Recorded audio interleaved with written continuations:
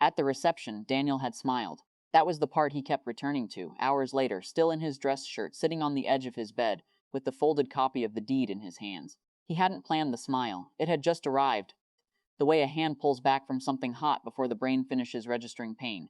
300 people had gone quiet when Marcus said it. Keep this garbage, I deserve better than. Just as quickly, the room had resumed. Forks against plates. The band easing back into something soft. Their mother reaching for her wine like nothing had cracked open in front of her. Daniel remembered thinking, distantly, that this was the strangest kind of violence. The kind everyone witnesses and no one holds. He hadn't slept much that night. Not from anger, exactly. More from the sensation of standing outside his own life, watching a pattern finally state itself out loud after years of running quietly underneath everything. 4 years ago, it had been the restaurant. Marcus's idea, Marcus's dream. And when the numbers didn't work, it had been Daniel's signature on the loan modification. Daniel's savings absorbing the gap between what the business made and what it owed. No one had asked him to do it twice. He'd offered. That was the part that unsettled him most in retrospect. Not that he'd been used, but that he'd handed himself over so readily, so many times, that using him had never had to look like a request. He remembered the toasts at Marcus's engagement party, how effortlessly the room had loved him. The easy laugh, the stories, the way he filled a space just by being loud enough to be noticed in it. Daniel had stood near the back, holding a drink he wasn't really drinking, feeling something that wasn't jealousy so much as a slow dawning arithmetic. He gets remembered for showing up.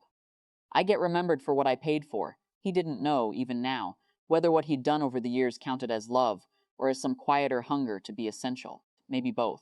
The story he told himself, I take care of my family, had never been interrogated closely enough to know if it was virtue or habit dressed as virtue. His phone lit up near midnight. His mother. He didn't mean it like that.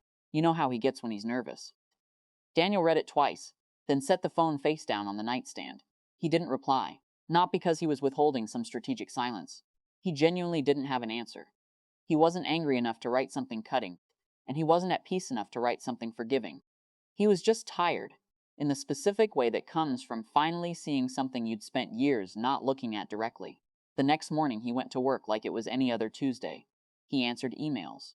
He sat through a meeting about a client deliverable and contributed exactly what was needed and nothing more. If anyone noticed anything different about him, they didn't say so. He noticed it, though, a strange low-grade steadiness, like a held breath finally released partway. He didn't cancel the deed. He didn't call the attorney to make changes. There was nothing dramatic to do, because there was nothing dramatic he wanted to do. The villa had gone into a property trust months earlier, back when he'd first started arranging the gift. Not out of suspicion, his attorney had said at the time, but because assets of that size are rarely handed over outright without a standard co-ownership clause, a formality meant to prevent exactly the kind of rushed liquidation that tends to happen when people acquire something faster than they've grown to hold it. Daniel remembered barely listening to that part. It hadn't felt important then. It had felt like paperwork. 6 weeks passed. Daniel heard nothing from Marcus.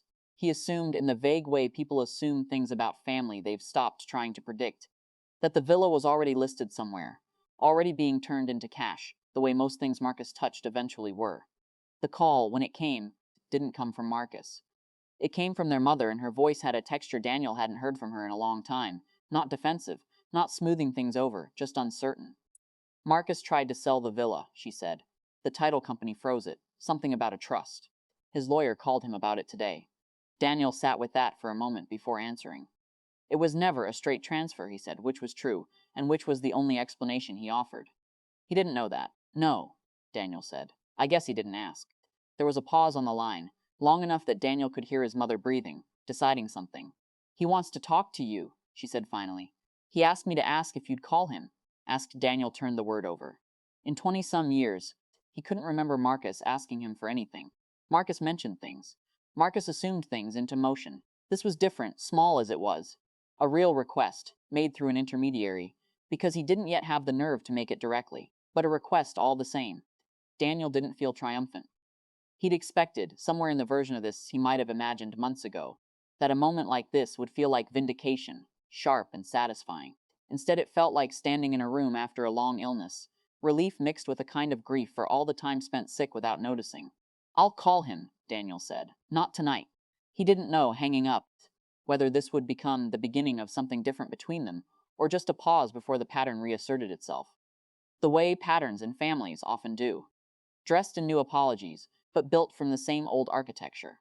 He didn't have an ending ready for that story yet.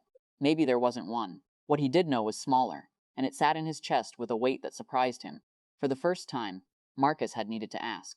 Not demand, not assume, not perform certainty in front of a room and expect the world to rearrange itself around him. Just ask. Daniel put the phone down and looked out at the early evening light coming through his window. Unremarkable and ordinary, the kind of light that doesn't care what it's falling on. He didn't feel like a winner. He felt, for the first time in a long while, like someone whose worth didn't depend on being asked at all.